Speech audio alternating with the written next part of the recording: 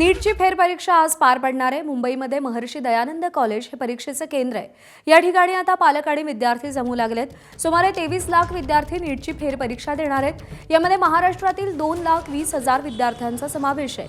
मुंबईच्या केंद्रावरून आढावा घेतलाय अजय माने।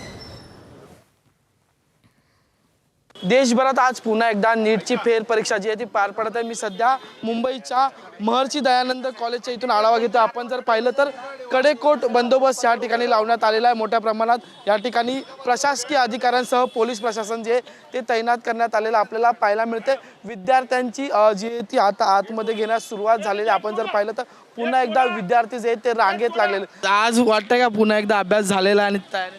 हां, आता अभ्यास झालेला आहे, पण असं म्हणतात ना की रबर ताणल्यानंतर शेवटी तो तुटतो, त्याला किती ताणावा। तर पोरांची पण तेवढी मानसिकता नसते, पण तरीसुद्धा आता पोरांनी ती मेहनत केलेली आहे आणि त्या मेहनतीने आता पुन्हा पोरं तयार होऊन ती परीक्षा द्यायला आलेत।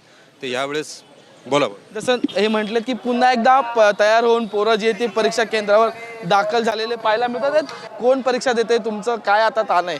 माझी मुलगी परीक्षा देते आणि आता ही परत रीनीट आहे। मे 3ला झाली आणि आता परत 21 जून आला, आता परत ही परीक्षा देते ती।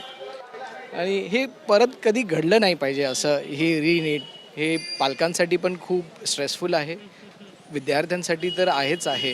कॉलेजचा स्टाफ, NTA चा स्टाफ आणि त्यासोबत पोलीस प्रशासन ही सगळी मंडळी या ठिकाणी आहेत। आपण जर पाहिलं तर things not to carry in examination म्हणजे परीक्षेच्या वेळेस काय घेऊन यायचं नाही, या सगळ्याचा चार्ट सुद्धा या केंद्रावर लावलेला आपल्याला पाहायला मिळतं। आणि त्या अनुषंगाने आता पुन्हा एकदा सतर्कमध्ये जे ती नीटची फेरपरीक्षा आज पार पडणार आहे। 2 वाजता हा पेपर जो आहे तो सुरू होईल।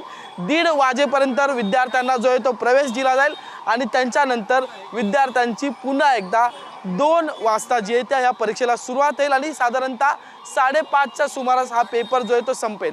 जर्नलिस्ट रोहित कांबळेसह मी अजय माने, ABP माझा, मुंबई।